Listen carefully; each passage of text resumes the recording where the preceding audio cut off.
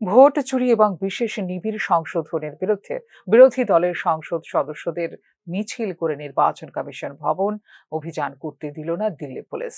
সোমবার সংসদ ভবন চত্বর থেকে বেরোতেই রাহুল গান্ধী, প্রিয়াঙ্কা গান্ধী ভদ্র সহ গ্রেপ্তার করা হলো অন্যান্য বিরোধী রাজনৈতিক দলের নেতৃত্বদের।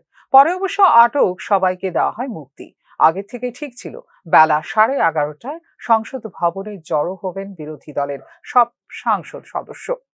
বেলা 11টায় সংসদের অধিবেশন শুরু হলে বিহারে ভোটার তালিকা নিবিড় পর্যালোচনা বা এসআইআর এর বিরুদ্ধে আলোচনার দাবি জানাতে থাকেন তারা। বিরোধীদের দাবি মানতে অস্বীকার করেন লোকসভা ও রাজ্যসভা যথাক্রমে স্পিকার ও ডেপুটি চেয়ারম্যান।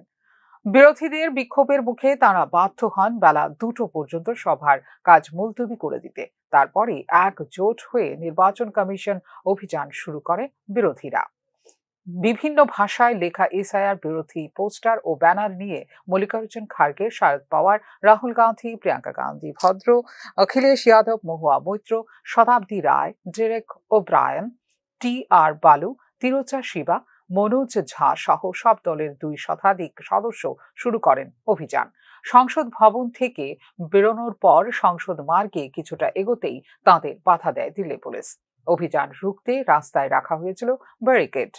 সেই ব্যারিকেড ডিঙ্গিয়ে সংসদ সদস্যরা এগোতে চাইলে বাধা দেয় পুলিশ। পরবর্তী সময়ে গ্রেপ্তার করা হয় রাহুল গান্ধী সহ অন্যান্য সাংসদদের। পুলিশের বাধার প্রতিবাদে রাস্তায় বসে পড়েন প্রিয়াঙ্কা গান্ধী সহ অন্যান্য সদস্যরা। এটা সংবিধান বাঁচানোর লড়াই, স্বচ্ছ ভোটার তালিকা তৈরির লড়াই।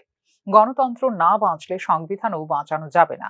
গণতন্ত্র বাঁচাতে গেলে বন্ধ করতে হবে নির্বাচন কমিশনের পক্ষপাত বলে মন্তব্য করেন বিরোধী দলনেতা রাহুল গান্ধী।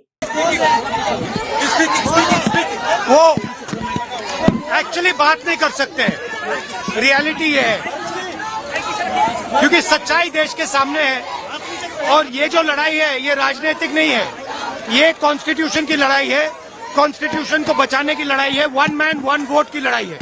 इसीलिए हमें সোমবারে বিরোধীদের নির্বাচন কমিশন ভবন অভিযান কর্মসূচিতে রাহুল গান্ধী তথা বিরোধীদের হয়ে সুর চড়ান কেরলের তিরুবনন্তপুরমের কংগ্রেস সাংসদ শশী থারুর।